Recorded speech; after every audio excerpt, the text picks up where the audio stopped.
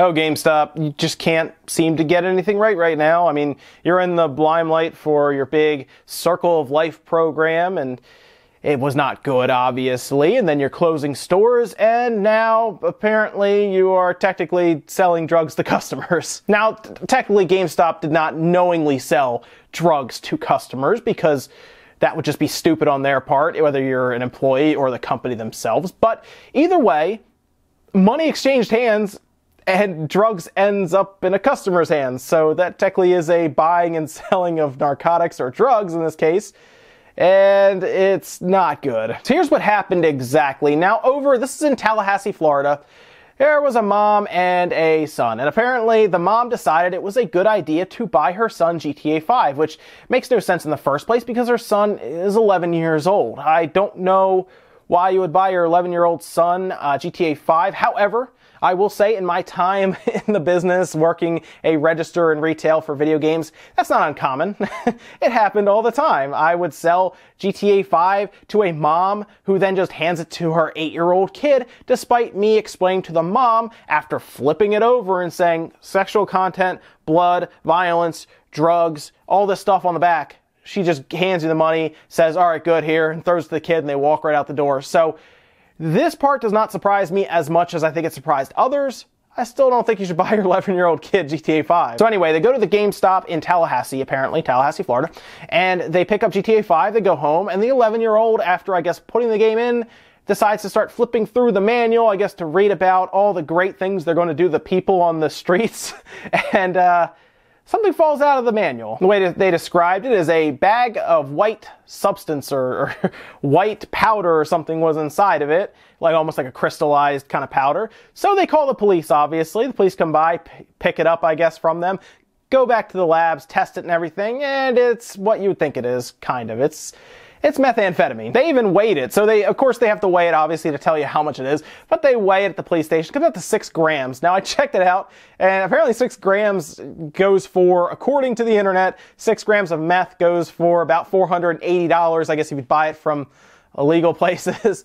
So GameStop technically gave him a deal, I guess. It's actually kind of bad considering the only time you can actually get a good deal from GameStop is apparently on meth. So, good job, GameStop. Now listen, I can't give GameStop too hard of a time because I will say when we took trade-ins, like a lot of the stores I worked at, we didn't really open the thing up and start going through all the manuals and everything. Usually you open it up, you pop the disc out, you check it for scratches, you put it back in, you close it up, you move it along. Maybe you'll look to see if there's a manual there, just say, oh cool, it's complete, especially if it's like a nice looking PS2 game or something, and you kind of slide it along and be like, that's cool, it has the manual. Usually you don't take it up, pick it up, and like kind of just start opening it up or anything. You don't do that usually. So this is not, it's hard for me to blame the employee straight up for this because it's tough when you're, let's say 30 games came in on trade-in and they're just popping through, going through it real quick, checking the disc.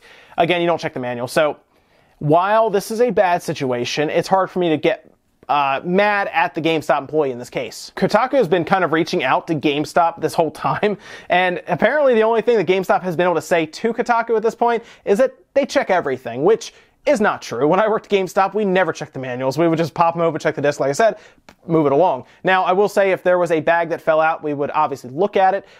If the manual is puffed up or weird, we would probably look into it as well.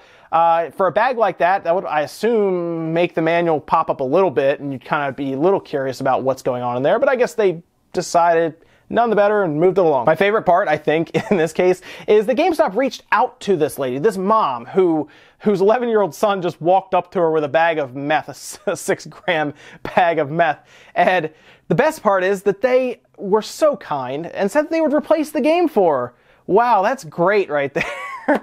Don't worry, Mom, we'll replace that game for you that he shouldn't be playing anyway. No meth this time, don't worry. And I don't think I'd be so frustrated with GameStop like others were, except this whole thing happened already once before. Last September, the exact same thing happened. Actually, it's really eerie. Literally the exact same thing happened. An 11-year-old bought a game from GameStop, and there was meth inside of that with a little baggie as well, which tells me more than likely what's happening here is these came in one location at a single GameStop, because what we would have to do at GameStops are, if there were too many of one game at one store, we would take that game, or several of these games, off the wall. We would put them in a box that UPS would then pick up. They would take them to another GameStop. They would then open it and then put them out for sale there. They were just trying to balance inventory. I have a feeling these games, whether it's this one here that was in Tallahassee, Florida, or the other one, which was in Lake Charles, is probably all from one place, from one customer who traded them in. And unfortunately, most of the time when this happens, there's no way to track where the game came from. In fact,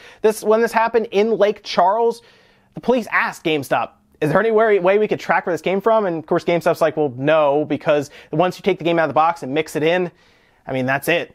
Who knows where they came from? I guess people were using 360 games or just games in general, Xbox One games, as like drug mules. So there you go. That's how apparently you smuggle drugs around. Or more than likely, I guess they just forgot they were in there, traded them in for the $2 that they get, and just went about their day. They're probably kicking themselves now because they probably know where their meth is now. So moral of the story here, guys, is check your games thoroughly when you go to pick them up from GameStop. Not because you want drugs, because you don't want drugs. You don't want to leave the store with those, obviously. So check them thoroughly before you leave the store. I guess take the manual out and do one of these. I have a feeling there is a very speedy memo going out right now to the GameStop. So we get them all the time on the computer where it says, do this, that, and the other because this happened at this GameStop. I have a feeling they're going to get a memo that says, hey, pick the manuals up and check them, guys, because drugs apparently are being traded in and then sold at GameStop. So that's it for now, guys. What a weird, weird story. I will see you guys next time.